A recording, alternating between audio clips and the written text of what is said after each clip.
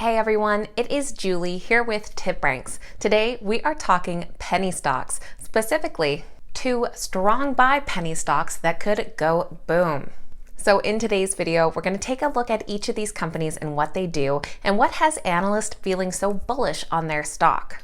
Just before we get into all of that, this is your friendly reminder that if you enjoy today's video, make sure you hit that thumbs up button and that you're subscribed to the channel as well.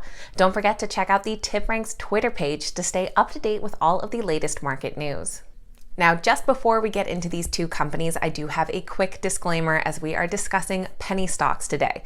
These can be extremely volatile, and with their small market cap and low price, they can swing wildly in any direction very quickly. Always do your own research and due diligence before making any investment decision, and penny stocks should be a small portion of a well-diversified portfolio. These videos are never a suggestion to buy or sell any specific stock. With that being said, the first company we're taking a look at today is Savara Incorporated. Under the ticker SVRA, they're currently priced at $2.06 per share.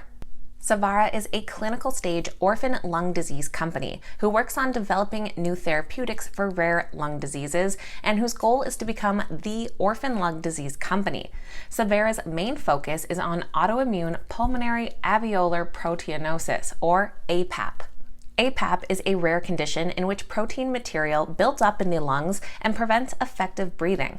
Current treatment involves a patient admission to intensive care, full anesthesia, and a literal washing out of the lungs, an invasive and difficult procedure. Savara is researching medical alternatives.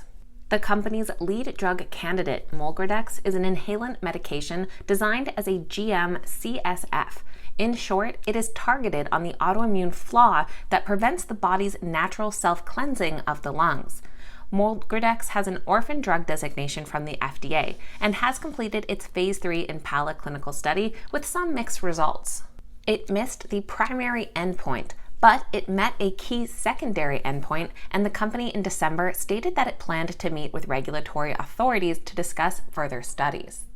Those discussions led to an open-label follow-up period, a study that focused on long-term safety in the use of Molgradex for patients with APAP. The study followed 128 patients over periods between 48 and 72 weeks, and showed improvements on two independent measures of gas exchange in the lungs. Considering these positive results, the company is starting Molgradex on the Impala 2 study, an additional phase 3 clinical trial, to begin in the second quarter of 2021. Molgradex does have orphan drug designation in Europe and is eligible for 10 years of exclusivity there, and orphan drug designation here in the US, eligible for 7 years of exclusivity. They also have fast track designation and breakthrough therapy designation. Their Impala 2 trial is endorsed by regulatory authorities in the US, Canada, Japan, South Korea, and the countries in Europe where the trial is being conducted.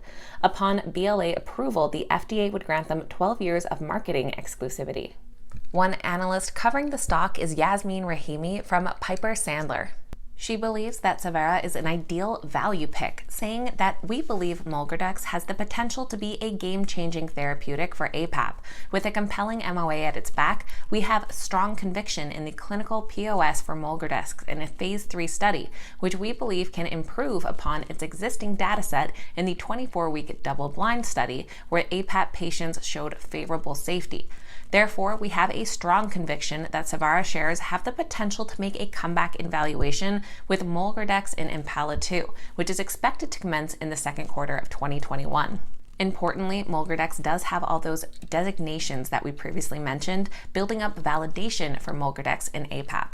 The Savara stock has 3 current analyst ratings, and it comes in as a strong buy with an average price target of $4.67 per share, which would be a potential upside of about 126% from current prices. Most of those coming around 2 weeks ago. Our lowest is a $3 price target, which is still a 45% upside, and the highest does come from Yasmin with a $7 price target for nearly a 240% potential growth. The second company on our list today is Aquestive Therapeutics. Trading under the ticker AQST, they're currently priced at $5.30 per share. Aquestive's pipeline of medicines aims to overcome barriers that patients face with existing treatment options and provide new paradigms for treating critical and complex conditions. Aquestive uses a unique film-based delivery mechanism for its medications. It has adapted the film delivery system for dosing through several locations in the mouth, including inside the cheek, under the tongue, and on the tongue. They have a proven track record of success in developing, obtaining FDA approval, and manufacturing differentiated therapeutics with PharmFilm technologies.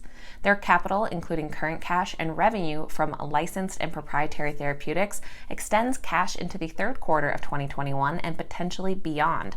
They've executed their commodity monetization agreement, providing up to $125 million for royalty rights. They do have 5 FDA-approved products and 2 currently under FDA review, with several others in development. They have multiple clinical studies planned and over 200 worldwide patents. You can see in their pipeline here that their most recently filed was the Libervant diazepam buccal film. This medication is a formulation of diazepam, a well-known tranquilizer frequently used to treat seizures. Libervant, dosed through a buccal inside the cheek film, was designed to treat seizure clusters. Big news for the company was in the last few months when the FDA rejected the new drug application for Libervant films. The FDA sent Questive a complete response letter, or CRL, outlining issues with the drug. The CRL specifically cited lower drug exposure levels in patients in certain weight groups. However, there were no other safety or clinical issues cited. After meeting with the FDA, Aquestive revised the weight-based dosing regimen and is preparing a new NDA for Libervant. The company does not believe that further clinical studies are necessary and expects to complete the NDA submission in the second quarter of 2021. Once the application is sent, the company anticipates a 6-month process of review. Covering this stock is analyst Jason Butler for JMP Securities. And he points out that the key driver here is that resubmission of the Libervant NDA. The company recently gained clarity from the FDA on the acceptability of the company's revised proposed weight-based dosing regimen, in combination with new modeling and simulations, in a Type A meeting in October 2020, and the company's subsequent submission of the planned dosing regimen and modeling in December. In the past few weeks, the agency has asked for formatting changes for the safety section of the resubmission and for the company to show the predictive nature of the PK model versus the observed data from the crossover study. We view these activities as readily accomplishable. He summed up saying that we remain confident in the regulatory path for Libervant and anticipate approval this year, maintaining our 85% probability of approval. Aquestive currently has 5 analyst ratings, coming in as a strong buy with an average price target of $15 per share, which would be an upside potential of 183%. The most recent came just 5 days ago from Wedbush with an impressive $30 price target, which would be a 466% potential upside. The lowest came from Lake Street about 3 weeks ago with a 32% growth potential. So there we have 2 penny stocks coming in as strong buys with some pretty high price targets from analysts. Now keep in mind, not only are these penny stocks, but they are in the biopharma sector. So those price targets heavily rely on different FDA approvals, and those are never guaranteed. Again, always use caution when looking at penny stocks and don't take on any more risk than you can handle. If you enjoyed today's video, make sure you hit that thumbs up button and leave your thoughts in the comments down below. What do you think of these 2 penny stocks and what others have been catching your eye lately? Don't forget to check out our pre-market morning update Monday through Friday with videos out before the opening bell. Thank you guys so much for watching, and we will see you back here next time.